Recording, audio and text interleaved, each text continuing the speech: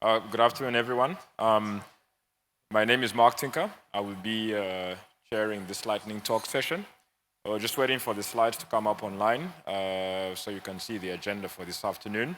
But lightning talk essentially is an interesting, almost controversial, exciting talk that is lightning, so reasonably quick, 10 minutes at the most. And I will be timing you. I have stopwatch, synchronized. So 10 minutes max. As soon as the agenda is up, we'll just go through the list and get it started.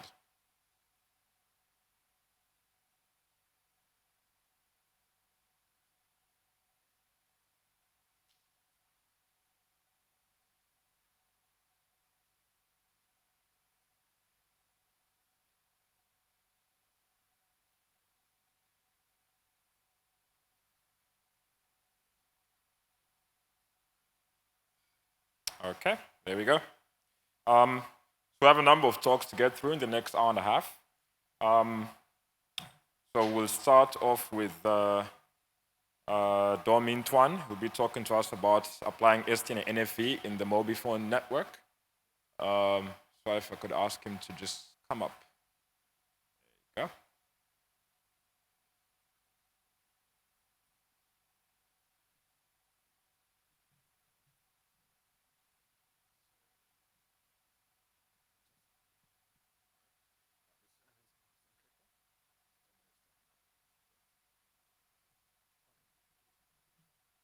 Hello.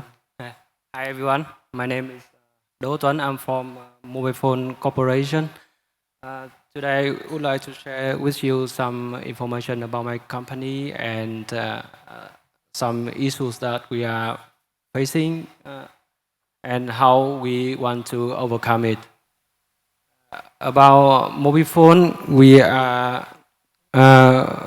were the first mobile service provider in Vietnam, and now we still remain one of the largest mobile operator. Recently, we have just acquired AVG. They provide the satellite television service. So now, besides the standard telecommunication services, we also offering the payment television service. I work at the mobile phone ID center. We have just found in 2015. We are new, so our main task is that we evaluate and we propose and we apply the most suitable technologies to our network. So what do we have now is that first of all, we have just awarded a license to provide the 4G services after 1 year trial. And the second project is that we planning to build a data center. The issue with our 4G LTE is that we still using the CS phone back right now for the voice services, and still discussing how and when we will introduce the voice over LTE. And along with the voice over LTE, we did introduce the voice over Wi-Fi, and in the near future, after we finish our transmission network, we will provide the voice over FTTH to simulate the PSTN voice.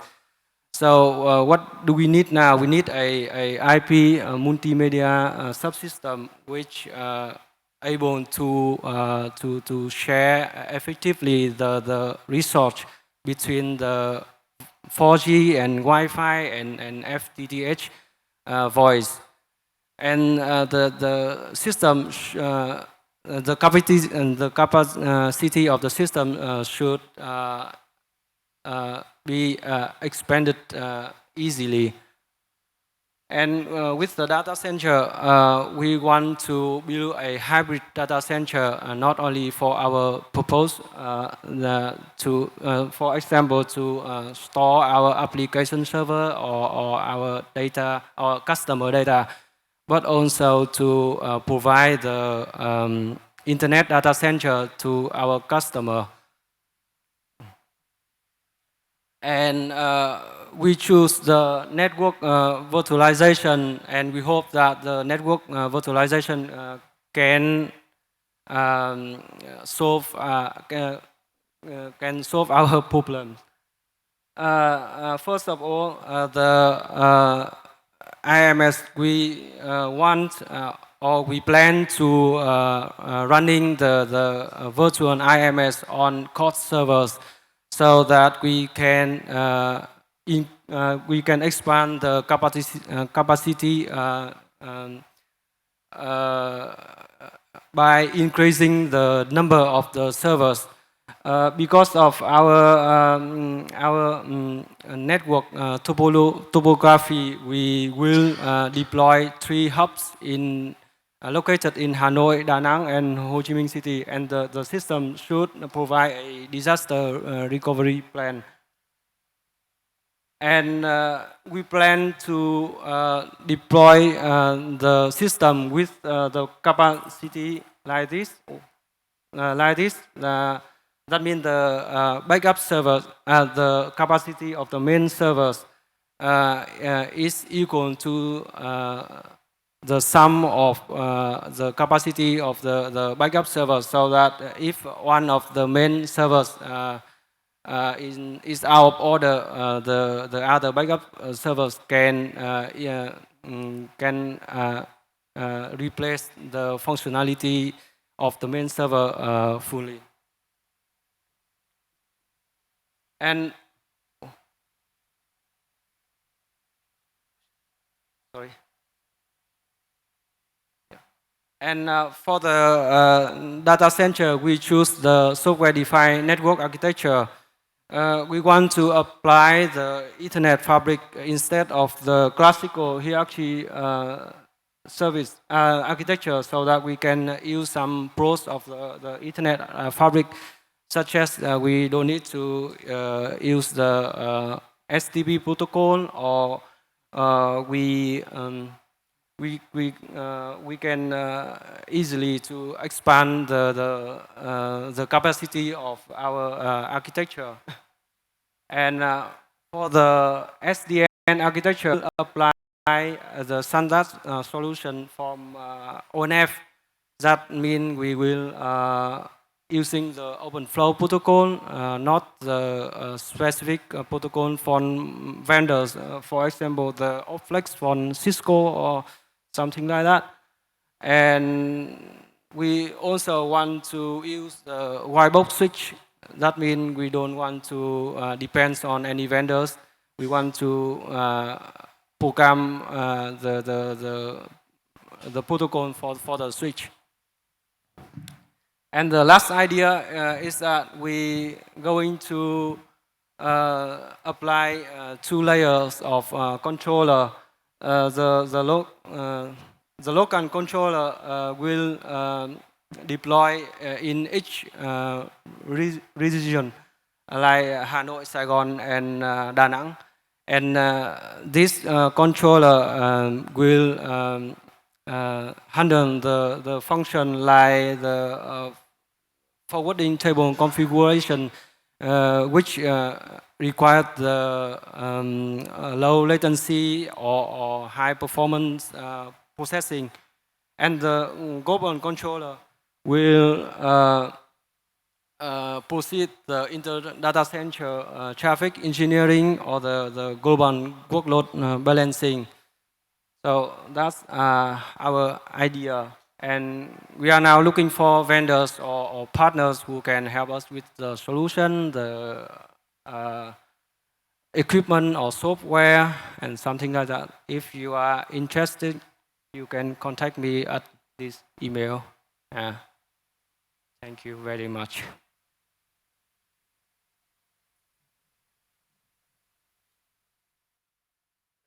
Thank you very much. Next up, we shall have Matsuzaki-san talking to us about the APRICOT 2017 network.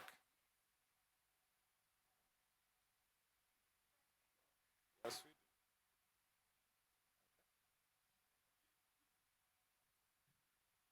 Hi, this is Yoshinobu Matsuzaki. Okay, yep. I'm one of the APRICOT technical committee member, and this time we worked together with NetNam to provide conference network, which you are using now. So NetNam provides transit for this conference network. We are using the global IP, usual APRICOT prefix like this. And NetNam provided 100 meg, 200 meg uplink for this venue. And as it wasn't enough, so NetNam upgraded it to the 150 meg. It's fully dual stacked, so IPv4 and IPv6. No NAT, no filtering. It's a real network, real internet. And in this facility, the hotel have the pre-wired facility. So we use the patch panel to feed the cable to each room. So each room has one access point, wireless access point. We use Ruckus access point mostly, R710. It can handle up to 500 clients. According to its spec. I don't know the actual number, but somehow it's working well. And we used MikroTik as our gateway router. It supports BGP and NetFlow, everything we need. We use Cisco switches, support PoE, and also 3Com. Because yeah, it's available here, so we use it. Still, it's working.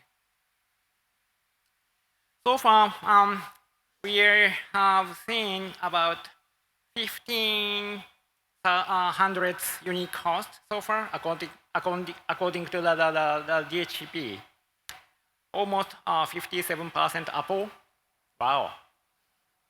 And the next one is Intel, probably Windows, and Samsung. So most people are using iPhone, iPad, and MacBook here. And the peak number of the hosts during this week, we saw like 500 at the same time. Statistics, we have, of course, from the morning to lunchtime, and we provide a lunch break in the downstairs. So at that period, people cannot use the conference network. So we see the decreasing during the lunch break, then going up again. So some interesting thing here. Which one? Do I have right? Yes. So we see 443 UDP traffic, mostly coming from Google. As you know, about 1/3 traffic coming from Google is 443 UDP. Others are 443 TCP, but so we need to think about a new protocol. It's deploying, and people are using it actually. And this one showing the protocol distribution. So even during daytime, we are seeing the IPv6 traffic. Almost half of the traffic is over IPv6 in this network. It's just a simple dual stack network. So people naturally using IPv6 protocol in this conference network.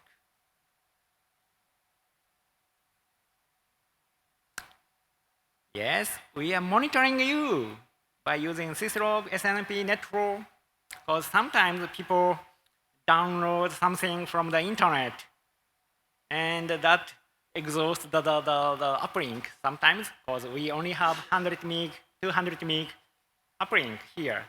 So just in case, we do monitor by using NetFlow and wrote a simple script to find a heavy user in this conference network.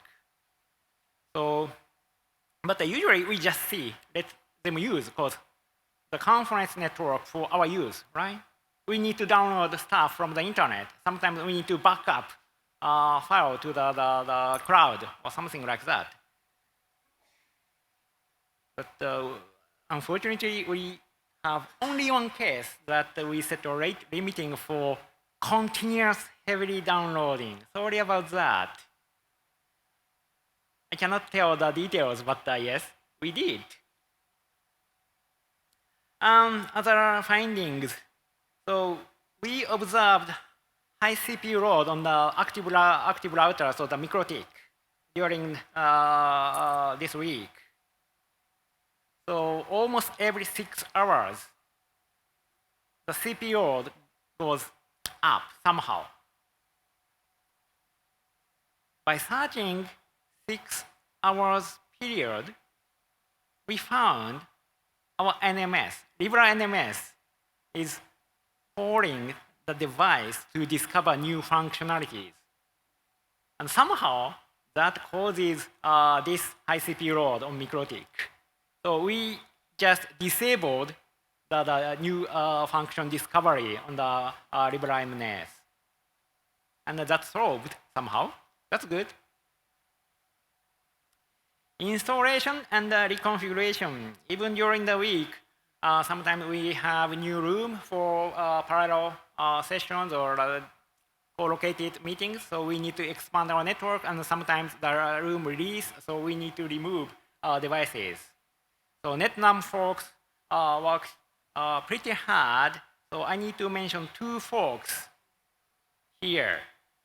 This guy from NetNum working too hard, so from morning to evening, Mr. Tram Pung Hui sitting behind, and also Mr. Trang Quang Bu also sitting behind. So we should. Thank you very much. That's my talk.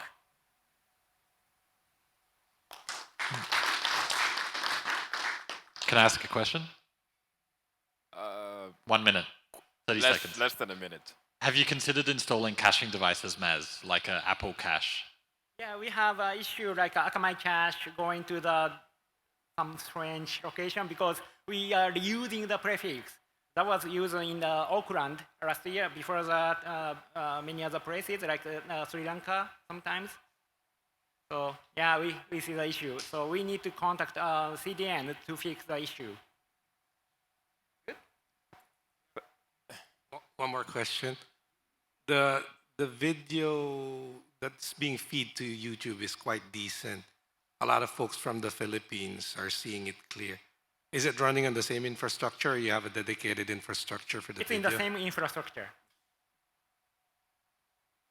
Okay. Thanks, Maz. I'm sure we're all glad to have the network running, so that's great. So next up, we'll have Martin Winter talking to us about a Quagga fork known as a free-range router, or free-range routing, rather. Time starts now. Okay, good afternoon. So I'm Martin Winter. I work for a small non-profit, and I want to talk to you. So you're the first one seeing an official presentation about this new fork. So this is called free-range routing, and it's a Quagga fork. So for the ones here who may not be familiar what Quagga is on our free-range routing, it's an open source GPL licensed routing stack. When I say routing stack, I mean it's only solving the routing protocol. So it does the RIP, it does BGP, it does OSPF, it does ISIs and all that stuff. It does not handle the forwarding. So classic users may run something like that on a Linux box, and Linux does then the forwarding for them. Or it could be part of some distributor platform. As I said, it's a fork of Quagga. It works on about all the Linux systems and in most BSD-based systems. It's Quagga itself too, and also this one, it's really planned for not partly also for people like here who just want a BGP route server I client, but the main appliance is like people who do virtual routers, low-end routers, something that like MikroTik used to use Quagga internally a long time I'm not sure if they still do. So it's like an application where you need a full routing stack. Why a new fork, basically asking?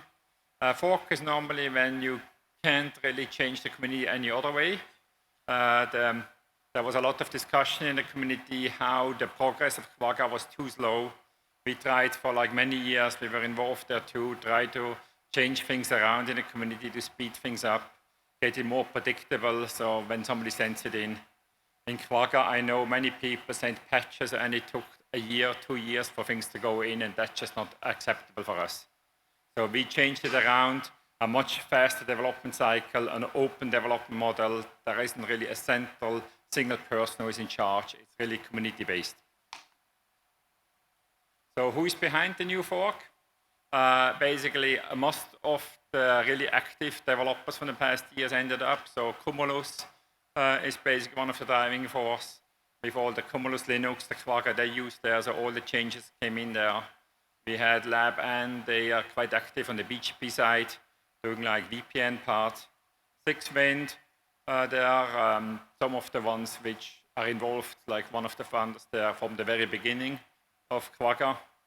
Volta Networks, a company who does a lot towards cloud. Ourselves, the open source routing.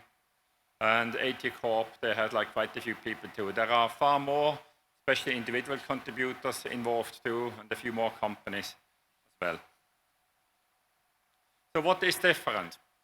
So one of the key things is that we wanted to make sure that if somebody submits things, that it's just not depending on some 1 or 2 person who may give the official okay. It's really, we want to make sure there's a clear path, that you understand what it needs to take it in. So we did a lot of automated testing in there, so you can do a pull request on GitHub. So we have a lot of GitHub-based part.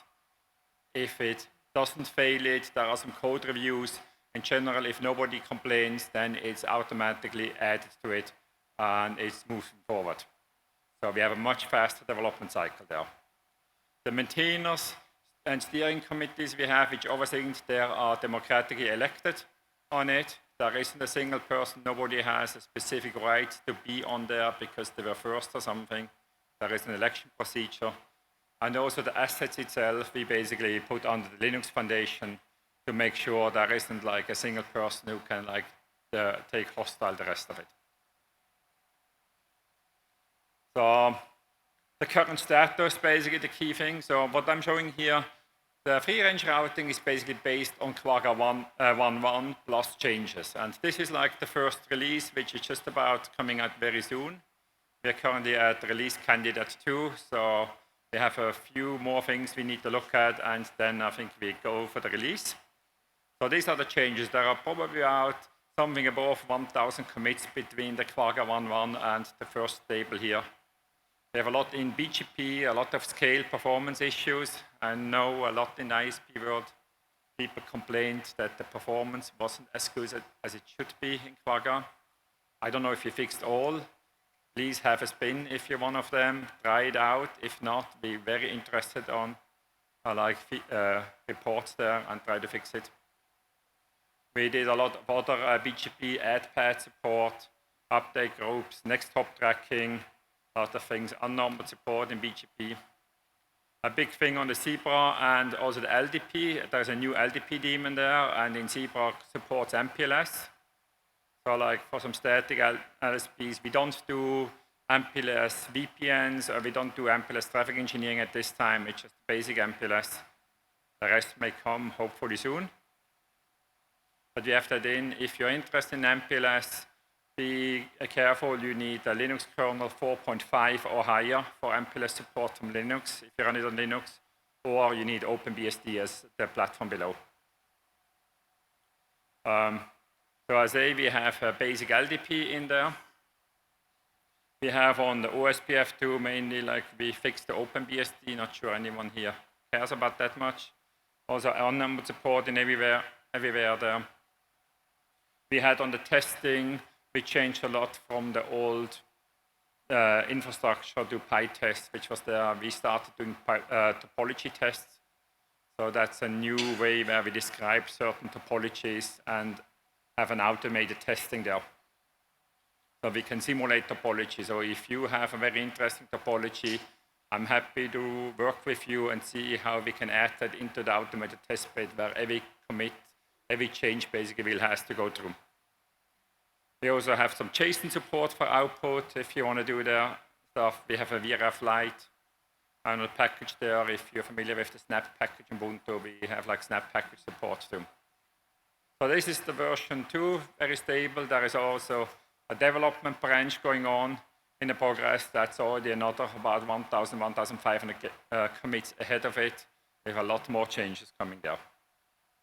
So it's a very active thing. We are working on the code for about the last 6 months on it. Yeah. And that's mostly it. Here are a few links. Key thing is, sorry, the website is not yet open because none of us is really a good marketing person. The key place I want to go look is on GitHub. There is basically the main Git. There is an issue tracker too. If you try it out, say an issue, please put an issue there or feel free to contact me there. And also feature lists and all these things, stuff, templates on the wiki, test reports, compliance reports, and all these things are there too. Okay. Thanks. 2 quick questions from my side. 1, is it available in the FreeBSD ports? Yes. Second, does And they fixed a few FreeBSD bugs compared to Quagga.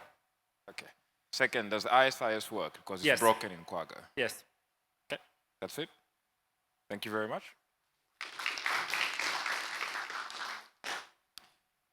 Next up is Kian Sim, talking to us about unknown unicast traffic and ping pollers.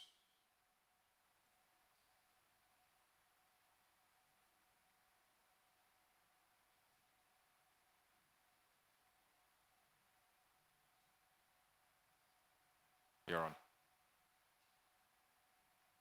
Hi, good afternoon. My name is Ken Sim. I'm from Equinix. Yeah, first thing I would like to appreciate for inviting us into APRICOT. Yeah, this is my first time, so I'm very excited. So today I'm going to talk about one of the common issue and the solution we deploy in our Internet Exchange network. Okay, first thing, okay, the problem statement here is that the unknown unicast in the layer 2 network. So basically, for anyone have a big layer 2 network, they might face this issue. So run through the slide, I'll be telling you what is it, and where is it happen, and when is it happen. Then the second thing is we call the ping pooler. Basically, it's a Linux server that we deploy, try to reduce the chances of the unknown unicast in the network. The unknown unicast is a unicast traffic that flooded by the switch. Why it flooded? This is because the switch doesn't have the information of the destination MAC address. So usually it can happen at a flat layer 2 network, which run the spanning tree or not. It can be happen in the VPLS. Then recently we have some testing on the VXLAN. It can happen as well. Then with a newer one, EVPN, it might happen also. But with the enhanced feature, the chance of happening will be lesser and lesser. So when the busy port went down, some of the traffic it might cause the unknown unicast. Usually it could be just a small period of time. Then the silent host in the switching network, it might also cause the problem. Okay, I will explain in detail in the next slide. So what will be the impact? The impact will be the performance, the first thing. Then some of the switch, they might have the lower resources in CPU, memory. So it might cause the production forwarding plane traffic to be dropped if getting serious. So just a quick run through on the sample of the unknown unicast. How does it happen? So in the diagram, in the middle, the Cloud IX means the Internet Exchange, which is the network currently I'm managing in Equinix. So ABC is the BGP router of our client in the Internet Exchange. So up here, the ABC are the peers are exchanging the traffic. Then when A send to B traffic is via the Internet Exchange, but the return could be via another path. So it's an asymmetric routing in layer 3. So what happened in the IX is that we can say that host B is a silent host. Why? Because the return path from B to A, it doesn't go through the internet exchange. So in the IX network, our switches, you will have an aging timeout for the MAC address of host B. So when this happens, the MAC address get removed. So in A is a router, the ARP table, if they are using a default timing 4 hours, so the caching is still there. So what happened is that because of the MAC address does not exist in the IX cloud, so the switches in the IX network, you will decide to flood the traffic to everywhere. So C, now another participant in the same switching network are receiving the frame with destination MAC address B frame. So that one is not the traffic that C1. So this is how the unknown unicast happen. Another example, at a similar setup, ABC and IX network, A and C is having one connection to IX network, but B have two, and each link is considered have a different interface with different IP. They could have two BGP sections to our route servers. So asymmetry can happen as well. It depends on how they advertise the BGP routes. So in IX network, you can see, if let's say we have a switch 1, switch 2, so this is the split brain. So what happened is that B, it becomes a silent peer for the switch 1. So any traffic intended go to B, if it arrived in switch 1, then it will flood out. Then now C is a victim, is receiving the unwanted traffic. So this can be easily be diagnosed, be checked. If you get a free switch port, you tap your laptop and run a Wireshark. You can see the destination MAC is going to B and is not actually the destination MAC address of your laptop. So in our network, we have this server we call ping pooler. So ping pooler basically is a lightweight Linux machine that we choose. And from the past, we are just running the ICMP ping to each of the participants in our network, in the layer 2 network.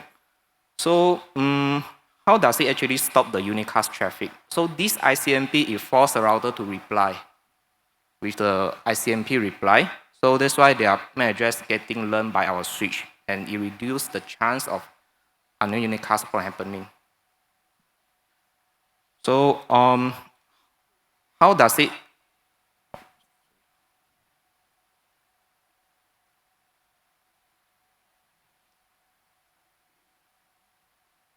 Okay, but there's one disadvantage for this ping pooler. It requires one ping pooler per switch.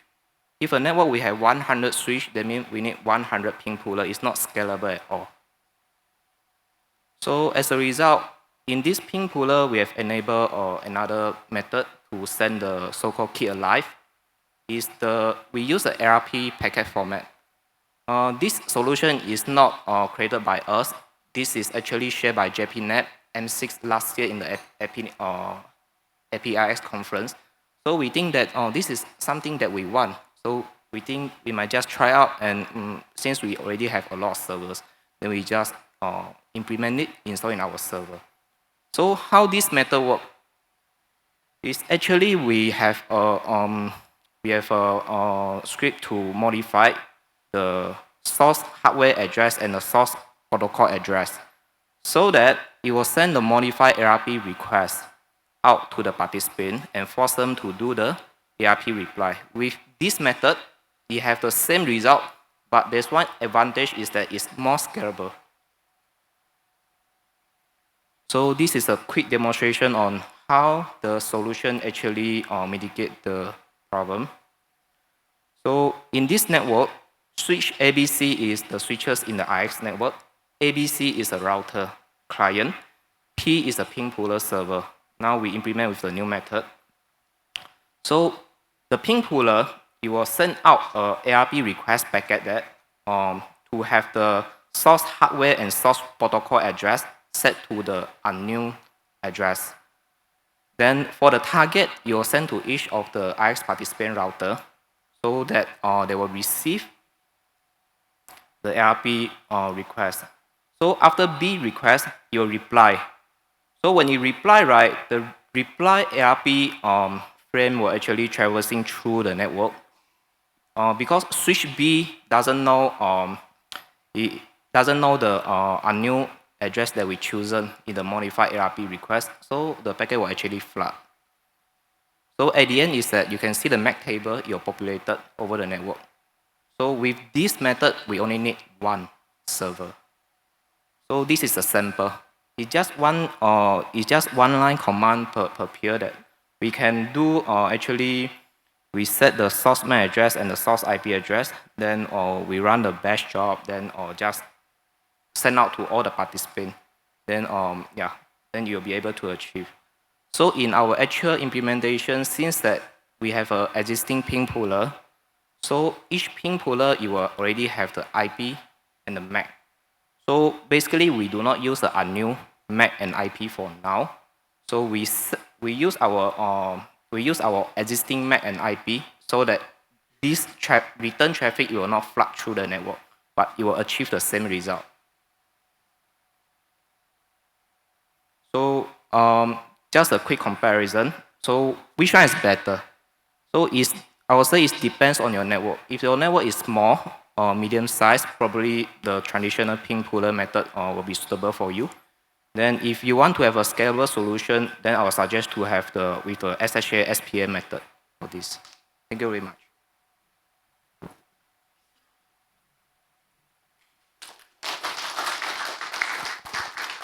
Thank you very much, Ken Sim. Right on time there.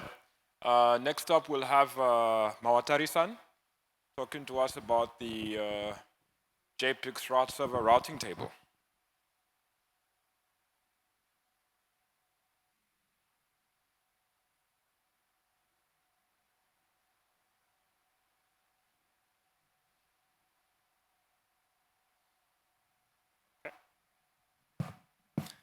Good afternoon, everyone. My name is Masataka Mawatari from Engineering Department in JPIX. Let's talk about the current status of routing table at JPIX root servers. And this is the JPIX switch network in Japan. I believe you know well. Next. And we operate two IX segments in Japan. One is JPIX Tokyo segment, other is JPIX Osaka segment. And we also have route server in each segment, both Tokyo segment and Osaka segment. And this is the route server operated at JPIX. JPIX route server transparently announces all routes received from all root server clients for every root server client. It's very simple policy. JPIX root server received all routes from clients and sent all routes for all root server clients. JPX don't offer the route filter using BGP communities now. That's a very simple operation. Increasing the number of routes. This slide shows the number of IPv4 routes JPX Tokyo root server. And green solid line means the number of routes received from root server clients. And red dot line means the number of members using root servers. We migrated our root server January 2013 from Kraken-based root server to Cisco ASR1K. And the number of routes is basically increasing since the root server renewal. But there are several big increments and decrements. The increments and decrements were caused by the received announcement routes from different peers. And this is the number of IPv6 routes. And JPIX routes number of JPIX the number of members also increasing gradually. But on the other hand, the numbers of routes there is very huge increment around July 2016. This caused by existing members started announcing many routes. So we configured the maximum prefix limit. So after this happening, we reconfigure the configuration on our those servers.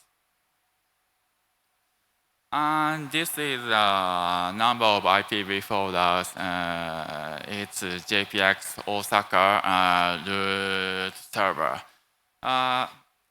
Actually, the stats of JPIX Osaka is fewer than JPIX Tokyo, but the number of members gradually increasing, and the number of routes increasing now.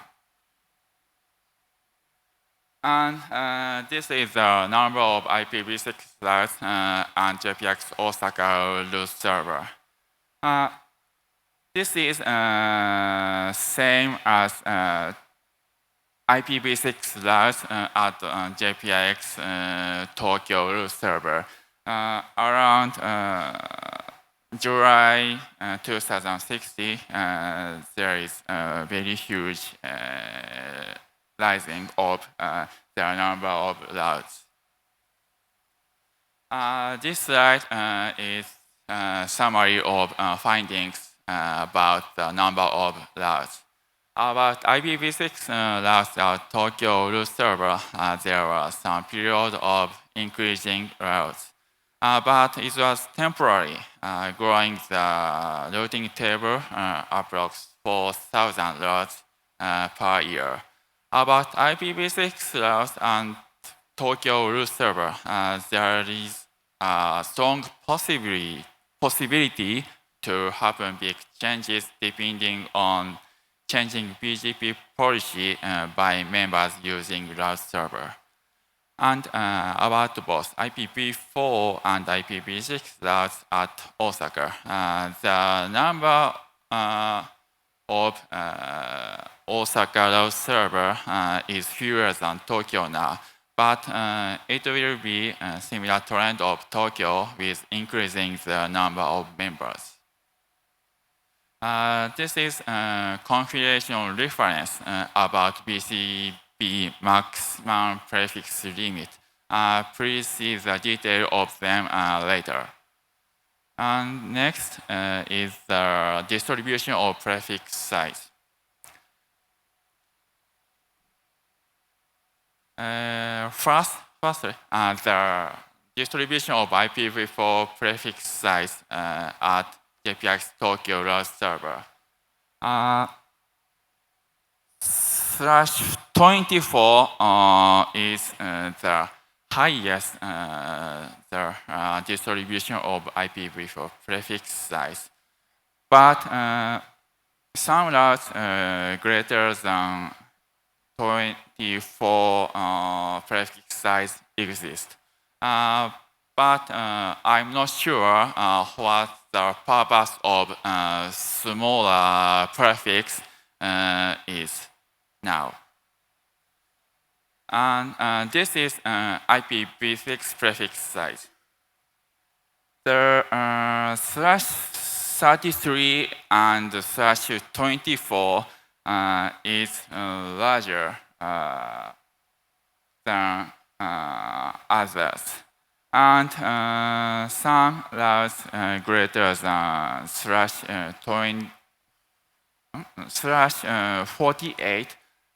This is minimum assignment size of IPv6 exists. It's also I'm not sure the smaller prefix size. I don't know why. And this is IPv4 prefix size at Osaka. It's similar with Tokyo root server. And this is IPv6. And this is the summary findings about the distribution of prefix size. About Tokyo, some prefix is greater than minimum assignment size. IPv4 of slash 24 of IPv4 and slash 48 of IPv6 exist. And there is a little relationship between the number of members and the distribution of the prefix size is the highest in both Tokyo and Osaka. And the trend of prefix size distribution will be changed by IPv4 address transfer. And this is the last slide, final slide, conclusion. The routing table trend at JPIX route server has the almost same aspect as the global internet routing table. And next is the important thing in my presentation. Please inform your peers and IX know in advance when the number of advertised routes will be changed much. And please keep your prefix data in peering DB up to date. Thank you very much. Thank you, Mawatari-san. One question. Okay. Job Snyders. I was wondering, have you considered applying IRR or RPKI filtering on the route server to increase the security for all participants?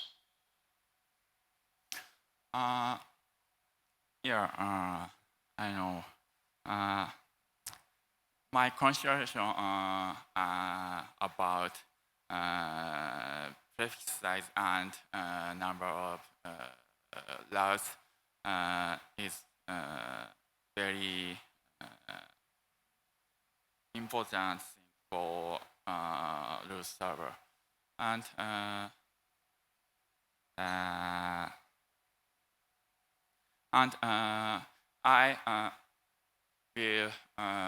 I want to plan to implement filter using IRR and other collecting data from our customers. Thank you. Thank you very much. All right. So up next is Job Schneiders talking to us about the date we're going to have global BGP shutdown. No, I'm just kidding. close enough.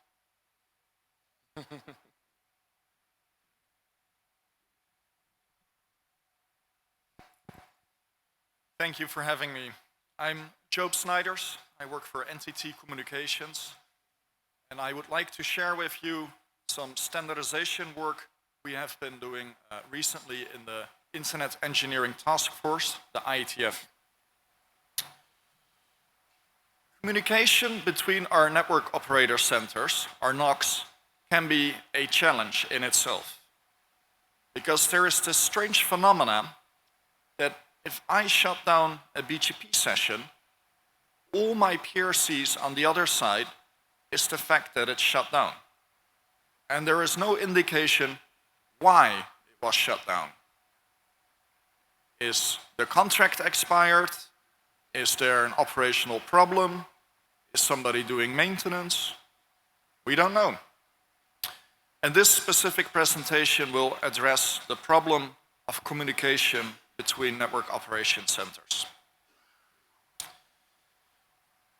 Up until this point, no actual human-to-human or syslog-to-syslog communication exists on the modern routing platforms. So we are left with alternative methods, such as flapping your BGP prefixes and thereby creating a message in BGP activity analyzers. But this, of course, does not scale. It will take another 120 days for this image to complete, and then you can see the real message. And especially when during maintenance, a pattern that we see is that, for instance, NTT will upgrade their software on the router. They shut down the BGP sessions before the maintenance begins, and our customer or peering partners email the NOC saying, why did you shut down the session? Then our NOC has to tell them, well, 2 weeks ago we announced this and this maintenance with that ticket identifier, and this is that actual maintenance. And then the partner's like, thank you. And that whole communication cycle is not a good investment of our precious time. So to address this specific issue, we have defined something called the BGP administrative shutdown communication. And what the document does is it specifies a method to send a short free-form text message to the other peer when you shut down the BGP session. And this is what it roughly looks like from a technical specification point of view. Already today, in the BGP protocol, you have something that is called the cease notification message. And when you shut down a BGP session, or if you reset a BGP session, my device will tell your, no, it's the other way around. If you shut down a BGP session, your device will send to my device this cease notification message that contains a error code and a subcode.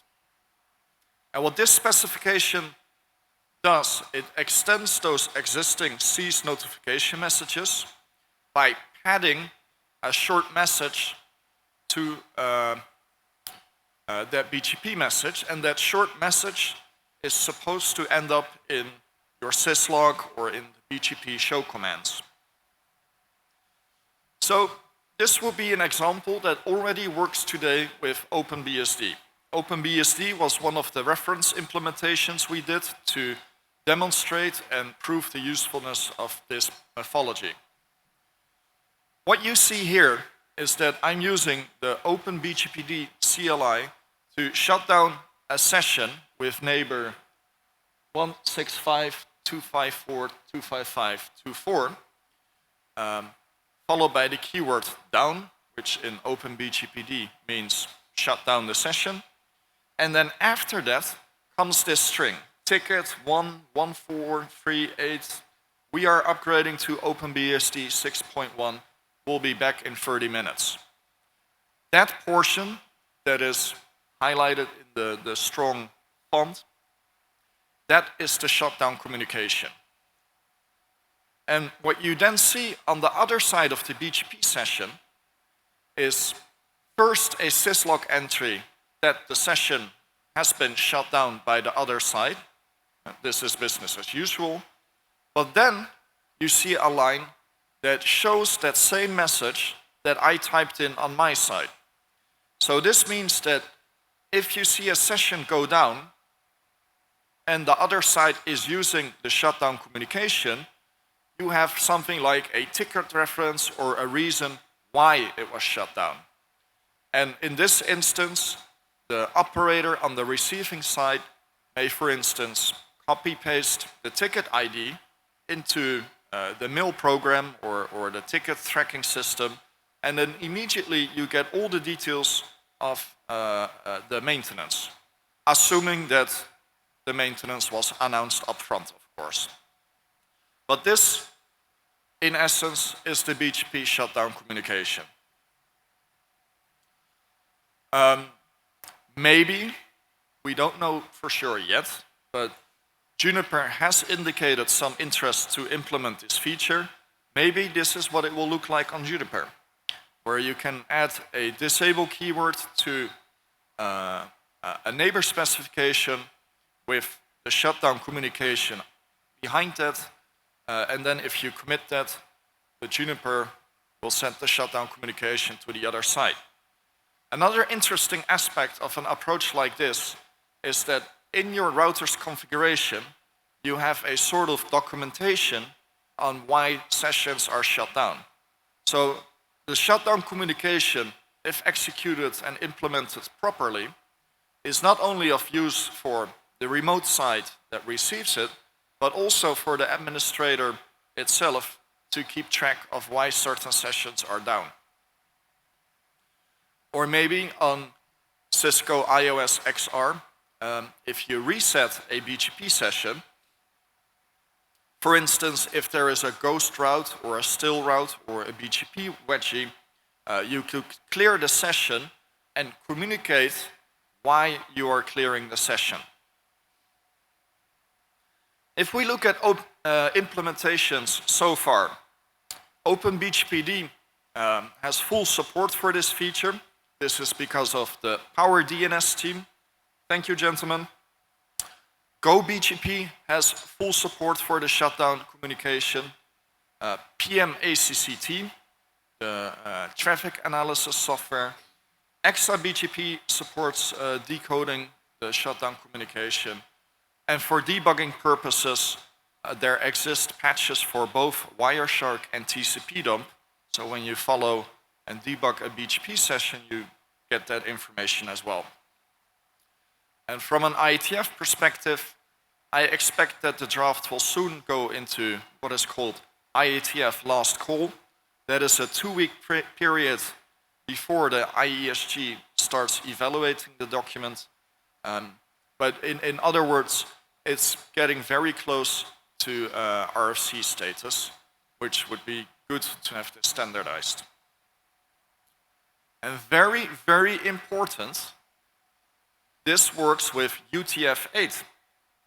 So if you want to use kanji characters or something else, it will just work. And I think this is one of the very first times that we see such an internationalization in the BGP protocol itself. Because up until this point, and I hate to admit this, but many protocol engineers thought that there are no countries outside America.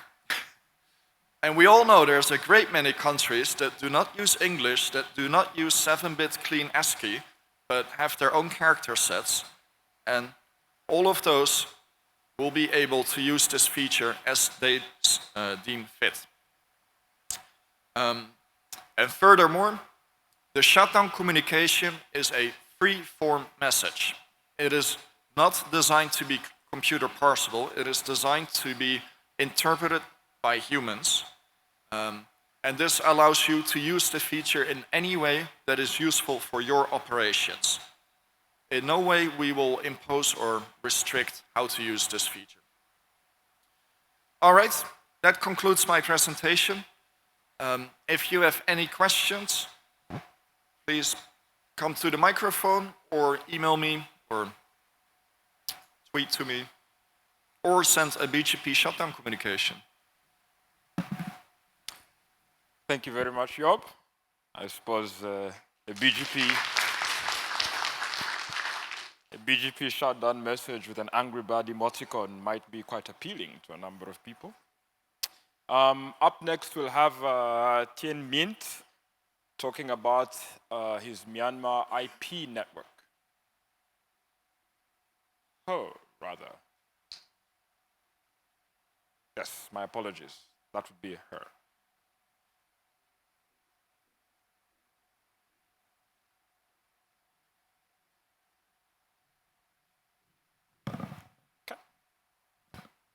Hello, ladies and gentlemen. My name is Tay Min Khai.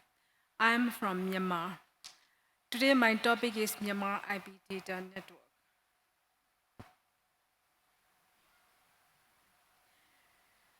This diagram I draw from the BGP information that announced to the internet.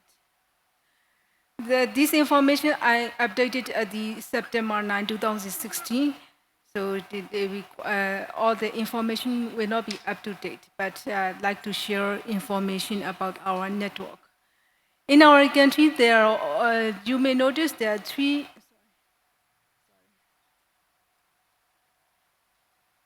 You may notice there are three operators. They can directly connected to the international transit providers. They are Ooredoo Myanmar, Telenor Myanmar, and MPT. MPT is a government organization. So the government recently awarded to 2 more organizations for the telecom license. So some other ISP, data network ISP, they have to connect behind these 3 operators. You may notice there are dotted red line. So some ISP, they are connecting to the remote organization using a tunnel. That is the existing situation. You may notice there are no ISP exchange in our country. So some traffic, if we like to go into each other, we have to go through the international routers. So going to the outside and coming back to our country. So I'd like to highlight more about some peering, the very few peering. So this is the YDB. YDB is a pioneer ISP. Before our government allowed the license for the new organization, there are only 2 village ISP.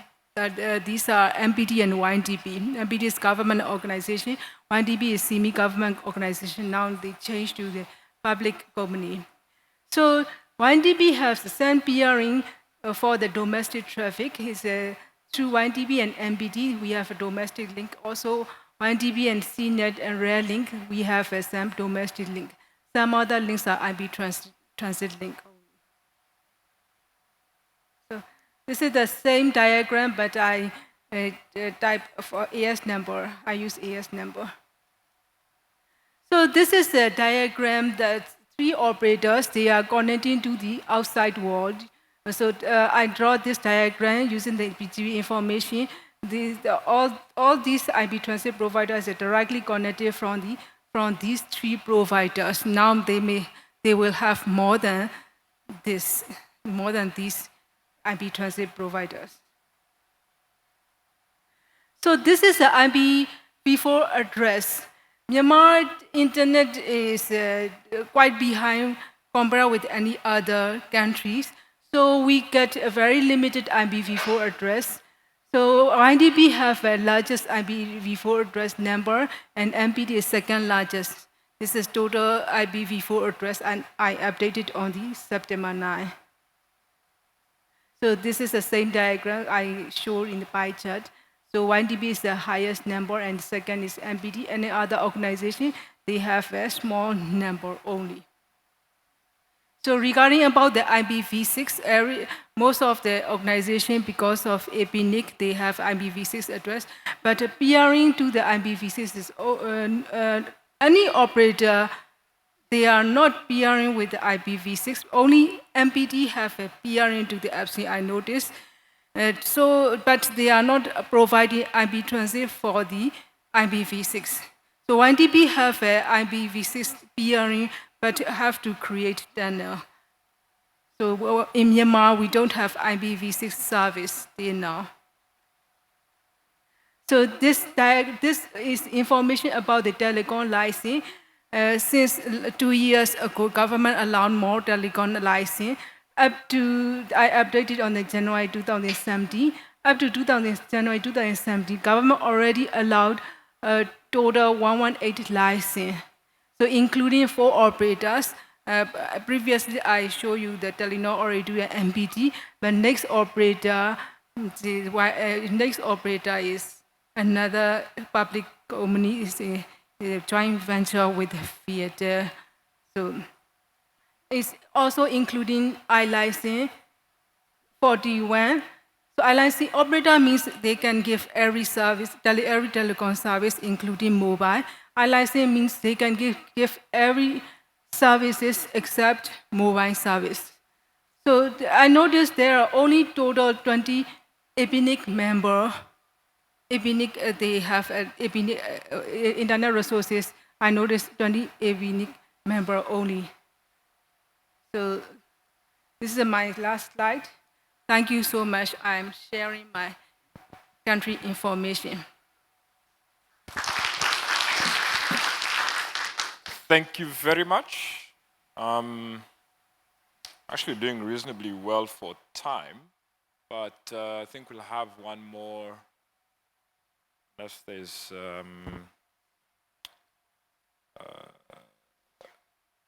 yeah, I was just asking if the VNPT and the South Korea cert are in the room for after Shishio, but otherwise for now we'll have Shishio Tsuchiya to come up and give his talk on DMARC and mailing lists. Thank you.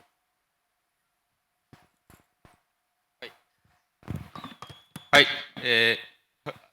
Sorry. My presentation title is DMARC and mailing list. Who am I? My name is Shishio Tsuchiya. My career is started on the RICO, a local copier company in Japan. I'm joined Cisco from 2000. I worked at Cisco and 60 years. And this year, I joined Arista, and I'm a senior systems engineer to support internet service provider business and OTT business, and also contribute to the external committee such as JANOG and APNIC and IETL. I'd like to introduce my company of the Arista. And Arista is a network equipment vendor who are focused on the data center and the cloud technology. And about 60% of the employee is a software and development engineer. And most of the engineers work at Santa Clara, our headquarters. But customer engineer like me, and sales work from home or cafe and so on. So we believe customers' business and services. So we are really using cloud services, Gmail, Google Calendar, and Box, and Salesforce, and etc. Arista is our domain and brand name. So security to protect spoofing is really important for us. What has happened from 2017, I left Cisco and I joined Arista. And I started work at Arista, and I sent an email from sh@arista.com. But it was suspected as spam on the JANOG mailing list. At first, I suspected this issue comes from the reputation services. I checked my old company of the Cisco, and I checked the sender-based services. and arista.com, but it looks clean. So we found the issue of the we found the reason of this issue. The issue is a DMARC. DMARC is domain-based messaging authentication reporting confirmation. If you send that to the email, then the receiver checks the sender information. If it does not match from domain, then the ask sender to the sender's organization policy by the DNS. And the policy is reject, then the email go to the drop, and the policy is quarantine, then it marked spam or junk folder. And if policy is known, receiver can read email. And also, receiver reported to the DMARC execution result to the sender. This is protect email spoofing technology. So I'm checked my organization DMARC policy, and Arista.com email DMARC policy is P equal quarantine. And so I also check the Google.com. Google has a lot of engineers. They are a big contribution to the IETA community. And Microsoft, Yahoo.com, AOL.com are already policy equal reject. And also I checked my old company, and Cisco.com is a policy is known. At first, our policy was P equal known, but we had to change the policy after 1 year test period. So this is mailing. This is DMARC and mailing list issue. I send the email from arista.com. Janog.grjp change the sender information and keeps from address. And the receiver checks. Receiver does not. It is not included domain name from the sender information.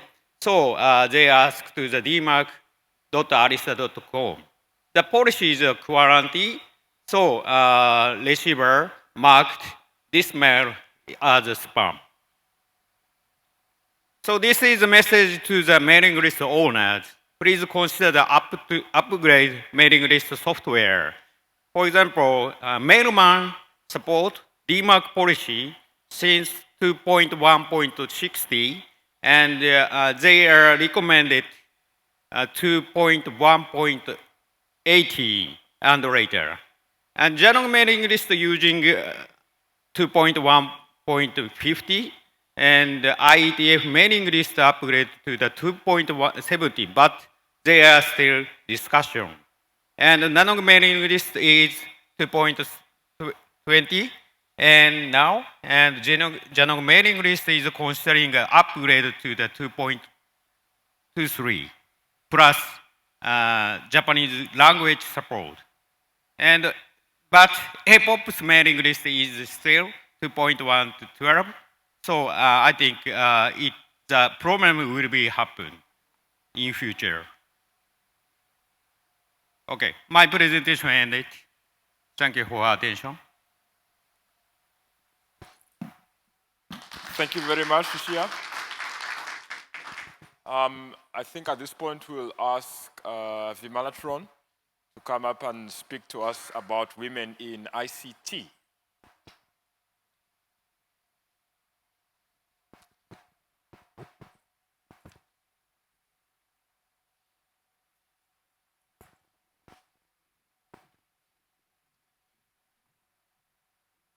So hi everyone. I don't have slides. I did not send a presentation to Philip nor to Mark, and I just asked them. I didn't know any subject about lightning talks, and so I just wanted to share of my views on why I think we need more women in ICT.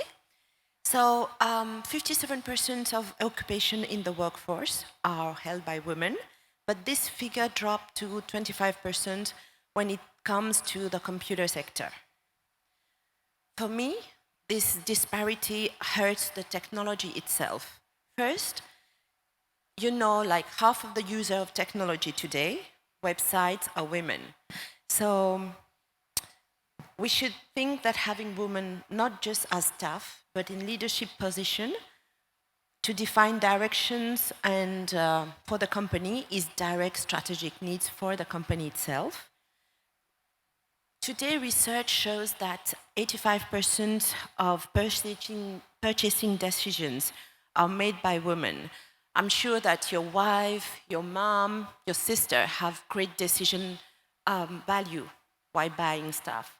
So it makes women the largest single economic force across the world.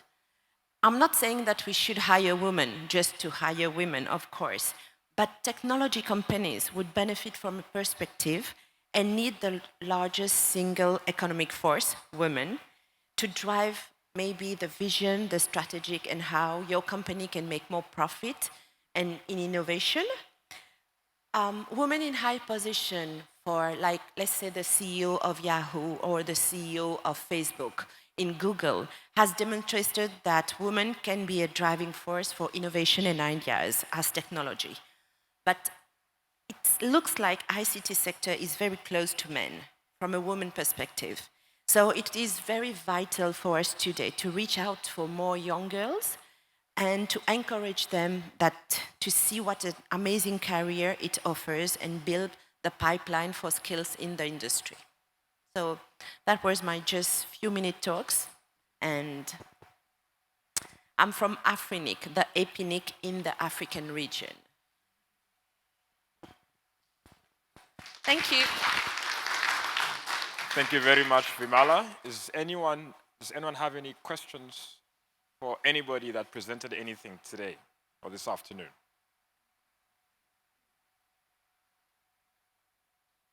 Hi, just to the last presenter, thank you very much for pointing that out. Just as an old, 60-year-old guy in this engineering business, a lot of times I'm saddened by society. This is not, I think, anyone's fault in this room. That I'll run into a young woman who's very knowledgeable, intelligent about this engineering field, and I see that they self-select out. They decide that, no, I'd rather not follow the engineering path, even though very skilled, right? Real geek, right? And just, but, the society as a whole kind of makes them, they come to me and say, Rick, I decided I really didn't want to go here. I didn't feel comfortable. So not because of any particular people, just because more of as a whole. This one woman I know, she's VP of Intel. I mean, so I mean, it was a great move, right? But I feel like we lost. Here's someone that could hold a soldering iron, could lay out boards, really was genuine. But anyway, I just thought I'd pass that along because I think I very much agree with you, and I continue to do what I can try to encourage, but it is hard sometimes. Thank you very much. And I think that any woman can do any man job, but no man can give birth. So thank you very much. Thank you very much. Any other questions? If not, I suppose on that note, we can call it a nice afternoon and we can break for coffee with 10 minutes to spare. Thank you very much.